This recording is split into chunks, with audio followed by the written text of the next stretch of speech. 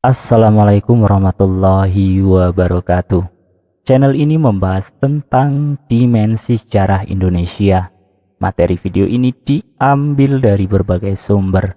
Buang energi negatif dan ambil sisi positifnya. Selamat menyaksikan. Perseteruan penguasa laut dan gunung. Berita perihal dialihkannya perjalanan spiritual Mas Diko tidak menuju ke arah Jawa Timur, Madura dan sekitarnya sudah diterima. Entah mengapa perubahan tersebut terkesan mendadak. Sebenarnya bagi Mas Diko tidaklah terlalu menjadi permasalahan. Hal ini sangat mungkin terjadi.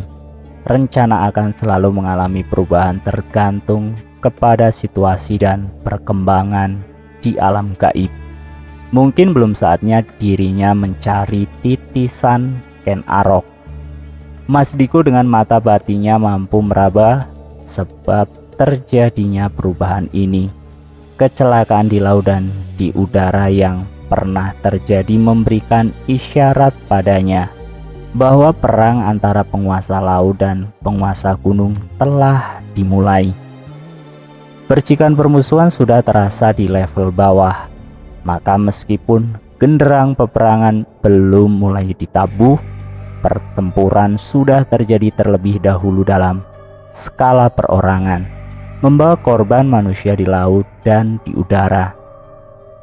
Dirinya dialihkan oleh para leluhur untuk kembali ke Jawa Tengah, kembali ke tempat di mana dia dilahirkan, memulai perjalanan spiritual dari awal di lereng pegunungan antara Sindoro dan Sumbing. Dia harus menemui kembali sang pertapa sakti di pegunungan Dieng untuk melihat situasinya. Apakah paku-paku bumi masih kuat dipertahankan? Jika tidak, akan berbahaya sekali bagi keberadaan pulau-pulau tersebut. Pulau-pulau di Nusantara ini tidak ada panah.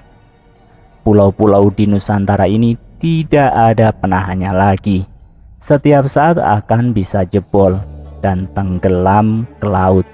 Permukaan tanah akan terendam air secara perlahan-lahan. Sepertinya air akan muncul dari mana-mana. Kesedihan mulai menggayuti pikiran Mas Diko. Sepanjang dirinya mengembara ke seluruh kota di Nusantara ini, salah satunya adalah untuk mencegah hal ini terjadi. Perlimpahan kekuasaan dari Laut Pantai Selatan atau Nyi Roro Kidul kepada penguasa gunung atau Sabdo Palon meskinya harus secara elegan, tidak perlu ada pertumpahan darah. Begitulah yang diinginkan oleh para pinispu dan para leluhur. Maka dengan sepenuh hati Mas Diko bersilaturahmi kepada para penguasa wilayah gaib di seluruh pelosok tanah air Nusantara ini. Semua hanya mengikuti takdir ilahi. Sudah saatnya Sabdo Palon kembali ke dunia manusia setelah 700 tahun mengasingkan diri. Pemerintahan Ratu Pantai Selatan yang berkolaborasi dengan manusia sudah kita saksikan bagaimana kejadiannya. Sudah saatnya berakhir. Dan selanjutnya kesempatan harus diberikan kepada Sabdo Palon dan para hulu balangnya. Merekalah yang selanjutnya akan mendampingi manusia Jawa untuk memerintah Nusantara ini. Mengapakah sekarang terjadi pertumpahan darah? Dirinya seakan kembali menerobos masa lalu, mengingat gagalnya pertemuan antara delegasi Ratu Pantai Selatan dengan penguasa gunung. Sebuah peristiwa yang mendirikan buluh Roma. Mereka semua akhirnya memasuki raga-raga manusia dan nampak di luar seperti para sahabat Mas Diko yang sedang beradu mulut, mengeluarkan energi menggetarkan. Terasa ratusan kilometer dari tempat terjadinya. Suara desisan dan suara kemarahan benar-benar sangat nyata. Namun anehnya, suara mereka yang begitu kerasnya tidak mengusik orang-orang biasa di sekitarnya. Bisa dibayangkan jika itu terjadi. Pertemuan dilakukan di sebuah kafe sederhana di daerah Kemang, Jakarta. Bagaimana jika perselisihan mereka menjadi tontonan manusia? Rupanya mereka memiliki ilmu penghilang suara. Keras terdengar bagai geledek bagi yang berkepentingan, namun bagi yang tidak, kelihatannya oleh mereka seperti keadaan marahan biasa. Peristiwa tersebut diawali kesalahpahaman antara kedua manusia. Pemuda yang titisan Panembahan Senopati dan wanita yang merupakan titisan dari anak Nyi Roro Kidul. Berawal dari peristiwa pengobatan lelaki yang menikahi Nimas Pandansari. Sudah dikatakan bahwa lelaki tersebut boleh disembuhkan dan sebaliknya.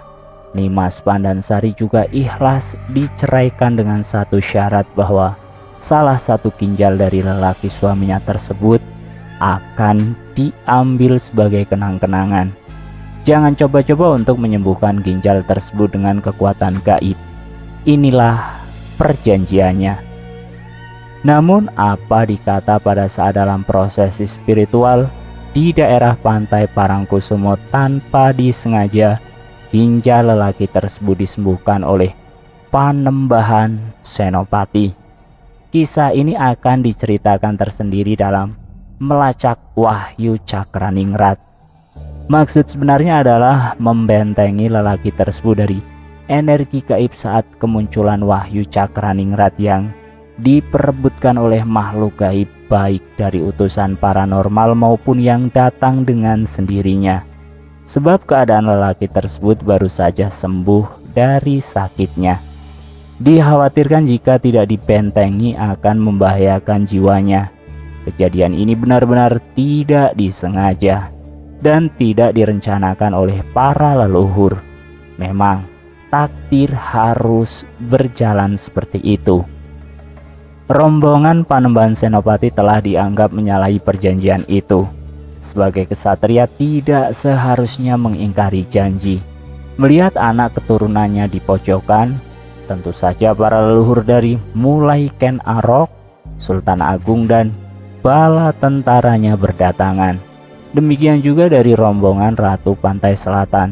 Mereka berdiri dalam sikap permusuhan di belakang Nimas Pandansari. Melihat situasi dan semua yang sudah datang, sekalian raja, digelarlah persidangan. Sebagaimana sidang yang dilakukan oleh DPR, persidangan para leluhur juga penuh ketegangan. Tidak saja menyoal kesalahpahaman saja, akhirnya debat menghebat merembet ke masalah-masalah yang sensitif, yaitu permusuhan mereka sejak ratusan tahun lalu. Bagaimana tabiat dari golongan laut yang jauh dari akhlak terpuji dibongkar di situ. Disitulah para leluhur benar-benar melakukan kritik atas sebagai praktek-praktek mereka ini. Sebab banyak dari mereka atau makhluk laut memperalat manusia masuk kepada akhlak yang rendah. Hal inilah yang ditentang keras oleh para leluhur, sehingga mengakibatkan permusuhan berkepanjangan. Tentu saja dari golongan laut tidak terima, meski banyak dari mereka bukan golongan ksatria, namun mereka juga memiliki etika. Sungguh debat yang sangat luar biasa. Mas Diko tidak mampu menjelaskan detailnya, sebab sudah menjadi etika dan adab dalam berhubungan dengan mereka. Banyak yang harus dibiarkan untuk menjadi misteri bagi manusia. Tidak harus seluruh rahasia diketahui manusia.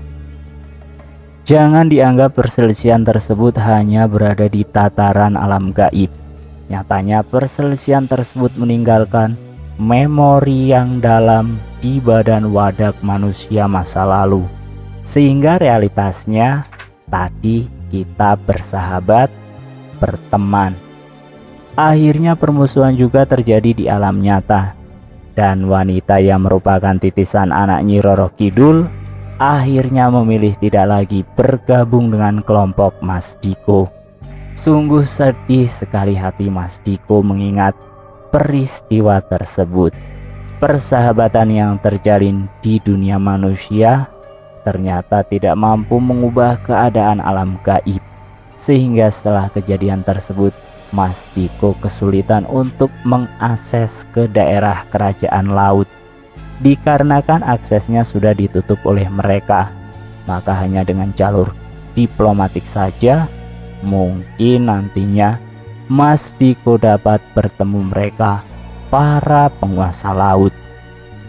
Ditelusurinya sekali lagi kisah perjalanan leluhurnya, ditarik dari awalnya, yaitu saat mula cerita dan kisah yang melatari semua lakon ini terjadi, menjadi misteri babat tanah Jawa yang melingkupi hingga hari ini, di mana perseteruan tersebut terus terjadi antara penguasa gunung dan penguasa laut, dimulai dari hutan Lali Jiwo, dimulai dari leluhurnya Ken Arok.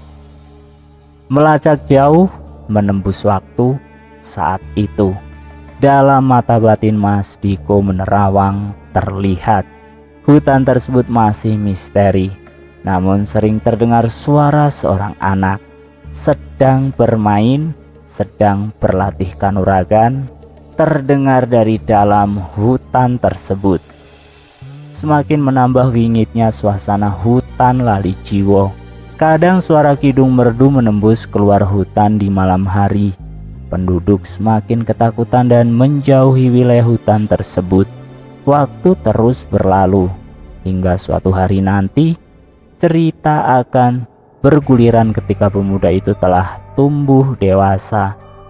Suatu hari nampak seorang pemuda keluar dari hutan tersebut, kelihatan seperti akan mengembara. Sayangnya entah karena tidak memiliki keahlian atau sebab apa pemuda itu malahan memilih menjadi perampok, menghadang siapa saja yang lewat di hutan tersebut, mengganggu ketentraman wilayah kerajaan. Dialah pemuda itu. Dialah Ken Arok, anak asuhan Sabdo Palon. Kembali takdir menentukan jalan kehidupan lainnya bagi Ken Arok. Ketika dia melihat kecantikan seorang wanita, pikirannya pun berubah. Dari situlah ambisinya menjadi raja dan merebut wanita tersebut dari suaminya. Dia melihat dari rahim perempuan tersebut memancarkan cahaya luar biasa, rahim yang akan melahirkan para raja. Maka dari saat itulah timbul niat menjadi raja di diri Ken Arok.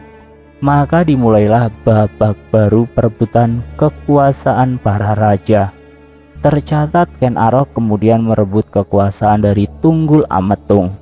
Maka sejarah berguliran, dinasti raja-raja Jawa mulai babak baru, di mana peran sang Sabdo Palon sangat besar pengaruhnya atas raja-raja Jawa saat itu. Tak diragukan kesetiaan Ki Sabdo Palon.